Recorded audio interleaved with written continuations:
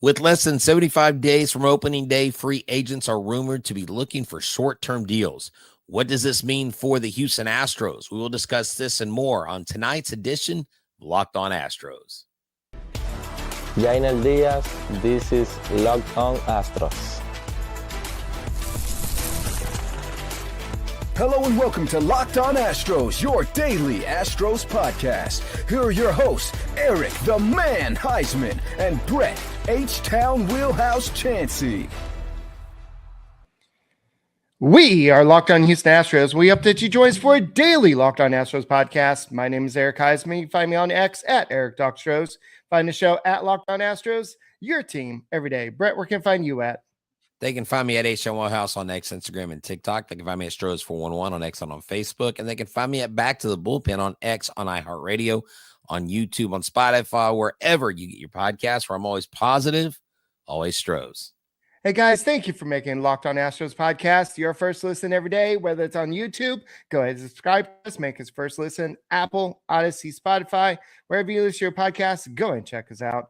From big upsets like the Texans winning against the Chargers to game-winning drives, the NFL playoffs are better with FanDuel's new customers can bet $5 and get $200 in bonus bets guaranteed. Win or lose, visit FanDuel.com to get started today.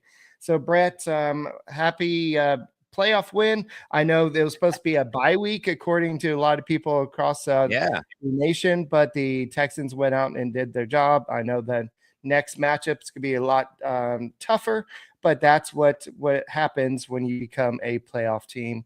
So, but we are excited about Astros season starting pretty soon. We have FanFest coming up. I believe it's on January 25th. So that's coming right up. I believe tickets to go to Dakin Park. So if you want your first glimpse of Dakin Park, I'm sure they're going to have all the different decorations up there, and they'll probably still could be under construction. But we'll see what it looks like with maybe this is when they're going to have the grand reveal on what it's going to look like with the train out there. Is it going to be a bunch of ice cubes? What is it going to be? Yeah, we'll haven't. Out pretty soon. Yeah, I'm a little surprised they haven't said much about it, just because you would think with the name change, with a little bit of resistance from the fan base about the name change, and we're still going to call it the Juice Box, and we're still going to call it Minute Maid, maybe they'd do a little bit. But then again, maybe the contract that they took over and signed with the Astros is so big that they're not necessarily worried about that. So let me just make sure we lay the groundwork here of why we titled this show just talking about the free agents taking short-term deals and how does that affect Houston. We're not saying that the Astros now are all of a sudden going to get Santander. They're not going to suddenly, obviously, Pete Alonso, he's the first baseman, so he's not on there. But Profar, he's wanted a multi-year deal. I just, Bregman still isn't signed. I think the longer these big name free agents go on, Jack Flaherty isn't signed. There are a lot of big names, Eric, that they were really hoping to cash in, and teams are very timid if your name is not Soto or Ohtani. So maybe they, maybe there's a little favoritism towards those guys and what they offer versus what other guys have to offer. I just think that the Astros are kicking the tires on several options to help them in the outfield. I mean, who knows? Maybe they get him on a 1-year deal. Maybe somebody makes a decision to take on Presley's contract. Maybe not. A lot of things have to happen, more than just one, Eric, than just these guys relinquishing on their demands. The downside of them wanting short-term deals is they're going to want higher AAV. So when you go higher AAV, I think that pushes the Astros further away. But the longer they wait, I think it becomes more likely, more probable that they could get a bigger name than what maybe we expected. So I think it's up to the Astros. Do they think that they're going to go over the luxury tax? I mean, they're already over it. Are they? Right. Do they think they can get under it by the end of the season? And so if that's the case, if they're going to be over, you might as well just go over it and just not try to go over the second level. So, right. Because there's some penalties definitely for exceeding the second, the threshold. So that's something the Astros need to watch out for. But if like I was telling a friend, and a friend was like, "Hey, do you think the Astros could go out and get Jack Flaherty? Do you think they can go out and get Profar?" I'm like, "Well, they could go out and get whatever they want, but it's just about, do they want to accept the not only the tax penalties, not only international pool money, the draft picks. It's a big commitment. So if you're going to go ahead and break the law, so to speak, and go ahead and suffer the penalties, you might as well go all in. And if the Astros feel like they're kind of at that point, and I don't think they're going to do that till spring training. They want to see exactly what they have. What does Jake Myers look like? What does Chas McCormick look like? What does Melton look like? What is Pedro Leon? Is this the rise of Pedro Leon? There are several options out there that the Astros have in-house. And I think that before they go ahead and dip into the free agent pool to go ahead and make a bigger mess than they're in, they're going to go ahead and see what they have. Now, if they come out and Myers is a bust, Chas McCormick looks like a shell of himself, and none of the prospects are hitting during spring training, that's the case when they're like, okay, who do we got left? Who could we go out there and go get? That's the issue that I think the Astros are in right now. Yeah, definitely. And that is the, I guess, $50 million question, not to use money as a pun, but seriously, the Houston Astros. So Eric, are they like a few million off from the second one? We're actually pretty close, aren't we? I'll have to look up what the second, because it says estimated payroll for 2025 is 225 million. So that doesn't give us much wiggle room. Okay. The only problem with offloading a significant contract like Ryan Pressly is several things. Number one, we talked about probably ad nauseum his no trade clause. Number two, who wants to take on that? And number three, do they want him as a rental? Now, is Ryan Pressly a guy that you could maybe at the trade deadline, if you're pretty pumped about your back end options and you think you can go without Pressly, is he someone that someone would take on mid-season? And like I said, and Eric, the reason why I gave the caveat after I put the title up is because what I don't want people to think is that we're out here trying to push some false narrative that the Astros are in on these guys. Those are just the big names that are out there that are holding up the market, that are creating this slowdown in the baseball economy. And so now, Pete Alonso's camp has come out and said he's going to take a 3-year deal. Now that changes a lot of places Pete Alonso could go. That changes. Bregman. Is he going to sign in Boston? Is he going to sign in Detroit? Eric, question. Do you think there's a possibility we see him not signed until a week or two into spring training, possibly? I think some team is like, once they start reporting to spring training, I think you're going to see teams start to kind of be like, you know what, Pete Alonso looked really good on a roster. And I think if the Astros didn't have Christian Walker, I think Pete Alonso would be a perfect fit. But I have the answer to the question. Okay. So the CBT for 2025 is $241 million. For a second consecutive, the tax rate is 30%. So if they go over that, they're going to pay 30% for that. Now, if they go 20 to 40 million over the threshold, they'll have to pay a 12% surcharge. Wow. Now, if they go 40 to 60 million over, that's a 45% surcharge. Then if they go which is the Steve Cohen luxury tax threshold, you'll have to pay over 60 million. You'll have to pay a 60% surcharge. So see, in that, Eric, I know as fans we'll say, hey, it's not our money, go spend it the way you want to. That's easy to say, right? But at the end of the day, that's a massive tax. So, look, I'm a big fan of getting, Santander. I like the name, but it comes at a massive penalty, and at the end, we'll talk about some important dates. I think the Houston Astros still have a bright future years down the road. Someone talked about Cam Smith. Cam Smith will not be ready this year, but you mentioned Melton, Eric. Melton could surprise. Pedro Leon, this is, I think, his year. We're going to have guys in the bullpen like Forrest Whitley, I think is really going to step up, and he's going to have some key moments, hopefully for us in the regular season and stay healthy. And so at the end of the day, there's still some things the Astros can do. I don't know that they're going to make a big splash, but those free agents are the ones that are looking at short-term deals, but I think it has a ripple effect to everybody. Well, just like I believe Jeff Blum's favorite song is this: "We are the youth of the nation." And so we'll have to see if the Astros can survive this. We'll go and continue this conversation next on the Locked On Astros podcast. From big upsets to game-winning drives, FanDuel is here as the playoffs have arrived. That's right.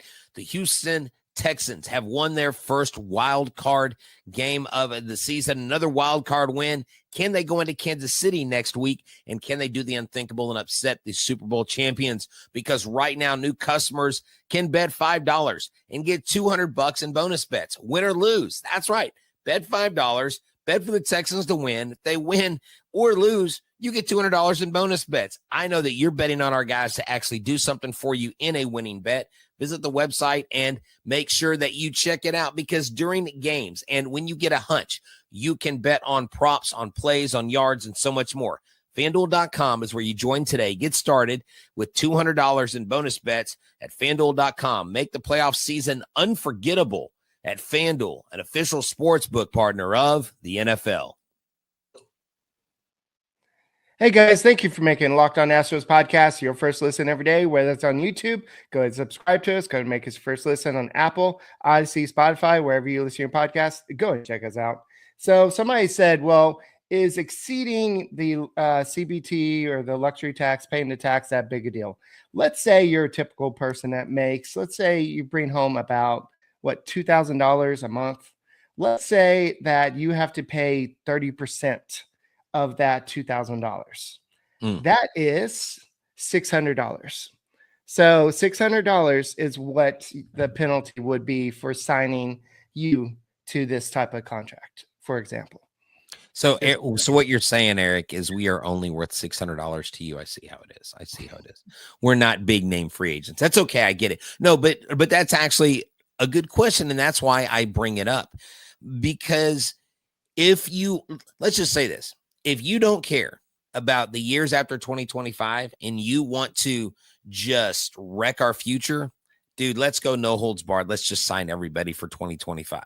But if you do that and you pull what the Dodgers did up until last year when they won the World Series, they had been spending and spending and spending. Well, they finally hit the lottery after spending all that money, right? The Astros just aren't going to do that. Jim Crane has a long-term projected goal. They are going to look. I'm fine with the rotation. I think we need some bullpen help. We obviously got to get somebody in the outfield. I just don't feel comfortable going in with everybody we have.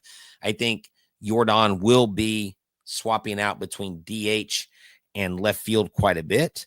I mean, gosh, Eric, it would be great to see Melton find that hit piece, find that hit tool, and really get out there and be able to contribute. It would be great to see Pedro Leon get out there.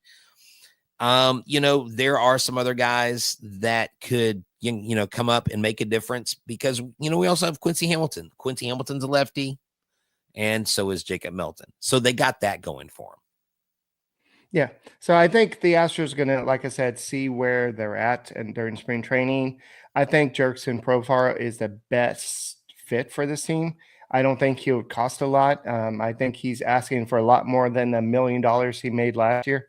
That was the best bargain last year. We're talking about Walmart, $5 DVDs or dollar DVDs. Right. That's what Profar was last year, just a dollar DVD.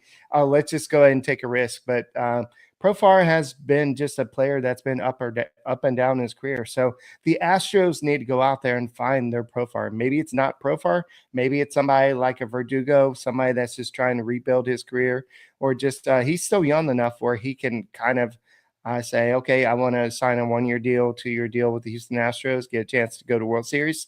So I think there's some options out there, but you've got to have something. I think Jason Hayward is another option, but the reason why you haven't seen somebody like Jason Hayward come back is the Astros are against the wall. They don't want to go over the luxury tax threshold unless they absolutely have to. And if they go over it, they're like, okay, we're already over it. So let's just go ahead and breed back Hayward. While we're at it, let's just go and do this. So I think they're kind of in flux right now. They don't know what they're doing.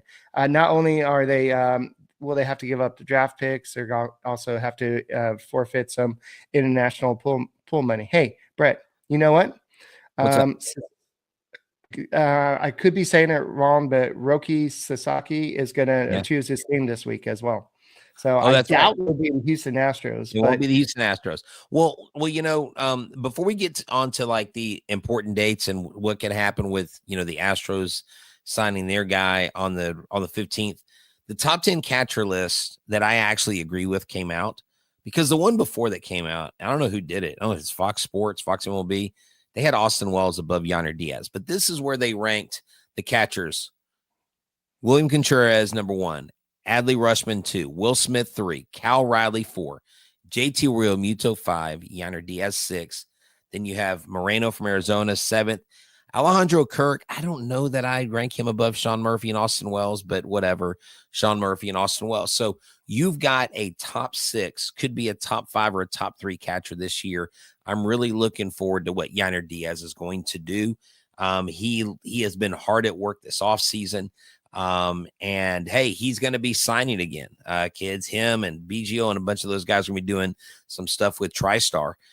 So they'll be there in a few weeks. I'm going to see if I can't get out there, if it's on a weekend that I'm able to get there, and maybe talk to some of those athletes. But Eric, do you think Yainer Diaz can move into the top 5? Do you think he can push past JT Realmuto or some of these other guys this season if he continues to trend upward with his bat and gets better on his defensive metrics? I think last year was his transition into everyday catcher role. So this was because we know that Dusty Baker, this is not a critique, but we know that Martin Maldonado was the everyday catcher. And so last year was his first year as the everyday catcher. So there were some growing pains. He still had a great season. He actually improved his FWAR.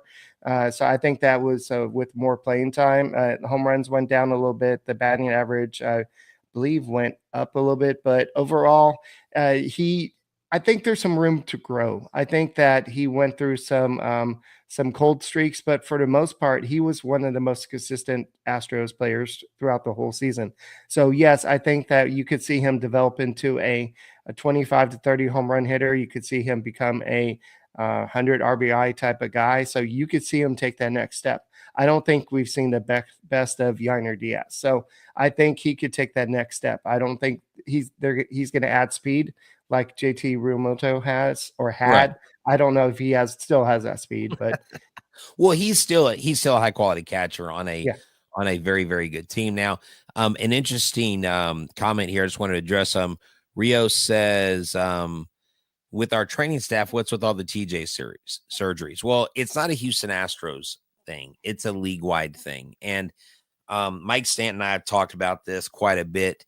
And a lot of it, Eric, has to do with the way that pitchers are conditioned. It also has to do with the focus on RPMs, on velocity, on spin rate. And, we have a lot of guys that are throwers. Being a thrower is way different than being a pitcher. There was a kid several years ago over here at one of our local schools, Clear Falls. Kid could throw 100 plus miles an hour in high school, but his walk rate was through the roof. He ended up quitting baseball. Now, interesting, he went to IMG Academy, this elite prep school for athletes, and became a lacrosse player in D1 college. But he said, I got tired of people telling me I couldn't hit the broadside of the barn. He goes, I could throw 100 miles an hour, but I couldn't locate the pitch. If you can't locate the pitch, then you got to go to spin rate. Then you got to go to, that velo, moving the pitch through the zone. And that's where these arms, guys, our arms were not designed. That's why when your arm does all this stretching, these tendons weren't made to move like that. That's why softball, like fast pitch softball players, they can pitch 3 or 4 games in one day and they're fine because the motion they have is natural. The reason why we're seeing it now is because of those two things, the concentration on spin rate and velocity, and arms are breaking down. Why? Because they're trying to throw 100 miles an hour in high school. You know, Right. a kid that touches 97 is going to get more looks than a kid that touches 94. And the kid that touches 94 may have actually better control, but the kid that touches 97 appeases the eye more. He's more aesthetically pleasing. And I think that shift has got to change. And I don't know how you change that.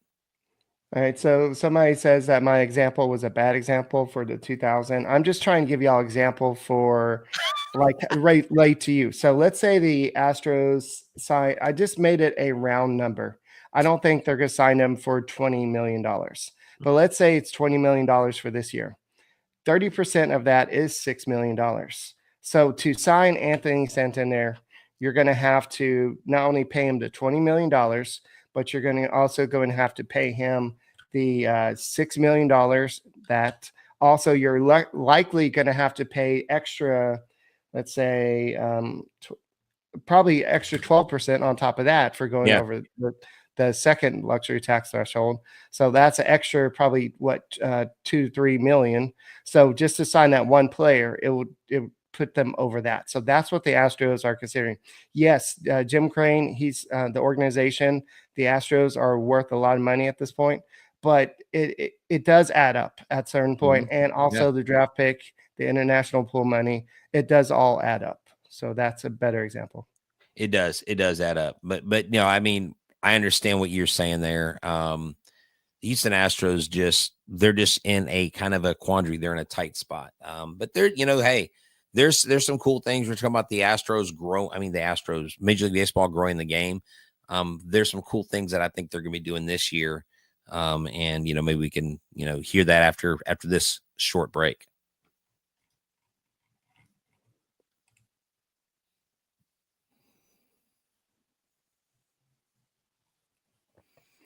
Hey guys, thank you for making Locked On Astros podcast your first listen every day. Whether it's on YouTube, go ahead and subscribe to us.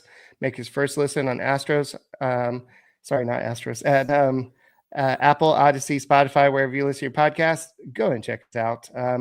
Brett, you kind of threw me off there, but go. Well, you know, we had a little something for our audio audience there. So, listen, there are actually two ways to listen to us by audio, and if you listen to us by audio on Amazon Prime, you get us commercial free. So you can do that. So check that out. People are mentioning Jesse Winker, but Eric, and when I mentioned them, everybody's like, well, he's a jerk. So I was like, okay, well, let's not talk about Jesse Winker, but let's look at some important dates, Eric, for Major League Baseball coming up. Right here, the Houston Astros are a part of the traditional opening day. Now, this means we will have an opening day, then an off day, and then the rest of the series. And we play the Mets, and we play, once again, Juan Soto on opening day. Is this a theme? If Juan Soto has a different team next year, which he won't, we would probably play that team. So we played the Yankees last year. We played the Mets this year. And so we've got a couple other things coming up. January 15th, which is 3 days from now. If you're listening on Monday, it's 2 days. Is the international signing, I believe, and the Astros are believed to sign. Now everybody's calling him Baby Alvarez. Now, let's not put too much on this kid because he just has the same last name. He doesn't even come from the same bloodline or family or anything. I would think if it was maybe his brother, the Baby Alvarez thing might actually be a little bit more apropos. But the dates that spring training actually starts is 2/14 for the Astros for pitchers and catchers, their first workout, and 2/19 is the first full squad workout. So if y'all are going to be making it down to spring training this year, you can start heading down there on the 14th through the 19th, and you'll get to get a lot of really good up close and personal looks at the team as they prep for the regular season. Brett, you may be going to spring training this year, but I'm getting married and going on a honeymoon. So I don't think I could swing it with my wife to go to spring training. Oh, come on, man. You get her to what kind of dedication is that, dude? No, more than likely, I don't know. I may be going snow skiing with my son, but I don't think spring training is on my radar. But let me show you some cool things Major League Baseball is doing, Eric. I don't know if you're aware of some cool things. You know, like in hockey, they have the Winter Classic where they'll play at Fenway Park. They'll play outdoors. Well, the the baseball world is like, what can we do differently? Like, where can we play? Do we want to play in a football stadium? Well, we've kind of already done that with the Raiders and Oakland and all that stuff. So here's some cool dates. Spring breakout, which remember that is when the top prospects from each major league club play against each other in games from March 13th to the 16th. It's kind of like taking place of the futures game is basically what they're doing. And then the Tokyo series, March 18th to the 19th. Again, traditional opening day on March 27th. The All-Star Classic in Atlanta at July 15th. And then this is really interesting. The Speedway Classic 2025 in Bristol, Tennessee. So August 2nd on Fox, MLB. And I forget who the two teams are, but they're playing a baseball game at the racetrack in the middle, in the outfield there. They're going to build a racetrack in a stadium because I don't know if you know this, Eric. NASCAR is the most watched sport in America. More people attend NASCAR events than any other sport. You could fit 100,000 plus people in that stadium to watch that baseball game. That's probably going to be fun. And then the last one is the MLB Little League Classic, August 17th, which I think is cool. You get Little League teams that hang out with the players and stuff like that. So isn't that every time the A's play? Yeah, Little League Classic. That's a good one, Eric. Maybe they're playing in Yankee Stadium since it is a Little League ballpark. So, yeah. So I think that it's a situation where they're just finding I think the Field of Dreams thing is great. That's a great way to just we all grew up watching Field of Dreams. I think it was one of the things that kind of really got me into baseball, just watching that movie. And it's a good story. And we know it's like nobody's going to come in walking through that corn that is no longer part of this earth, but it's just it's a cool idea to just play baseball out there. Now to play on the racetrack, that's an interesting idea. We already play on football fields, but I know we're not playing on the baseball track. Yeah, okay. I was like, hold on. I don't want to spread false story. They're not playing on the racetrack. What are they doing? Well, in the infield where all the pit crews and all the people put all their RVs in the middle to watch the race, that's where they're playing on the track. That's what I meant. I didn't mean on the actual racetrack. Well, I didn't think that, but it was the way it came across. If you hit it on the burn in the northwest corner, it's a home run. I just finished watching the Final Destination, and I'm like, I'm never going to one of those. Eric's making this. Hey, I think the winning team should get to drive around the track. What do you think? I mean, that'd be fun. Let's see. What other things? Tesla? Do what? It's sponsored by Tesla. Exactly. What other kind of cool things could they do? I mean, I don't know. I wonder if they could do something like golf course. Well, okay. So, that would be why you would tear up the golf course. Have all the hills. Okay, now we're getting into like Super Mario Brothers baseball or whatever. The Italy series, we go to Italy. That'd be cool. You could play Down under. No, that's Australia. That's not Italy. Yes, we could play down under. We could. They have baseball teams. Yeah, we could play on Mars. That would be cool. But I think that's in 25 years. Maybe so. That would be fun. But hey, man, yes, Daniel says he wishes the Astros would bring back their Tequila Sunrise jerseys. Look, hopefully the new Connect jerseys will incorporate some of the old Astros motif. I think that would be neat. Play underwater dome. What? Okay, Chris, we're getting way out of hand. We're getting out of hand here. Run the bases backwards. Okay, now we have officially gone off the rails. The French series. Okay. Speaking of going off the rails, I did see it's either a high school kid or a college kid. He can throw an 87-mile-per-hour knuckleball. Wow. And it's impressive. And just seeing the breaking action that you see R.A. Dickey and a whole bunch of those guys throw at like 60 miles per hour or something. This guy is doing it 87. 90? Wow. Yes. So to get that type of movement, it's almost like you got to be checking for that spider deck or something. But that was impressive. So someone said bring back Towles Hill. Mama Wheelhouse said play on the White House front lawn. Now you're just trying to start stuff. Alaskan series, Russian series. When they slide in first base, they have to get into the Nickelodeon slime. That's great.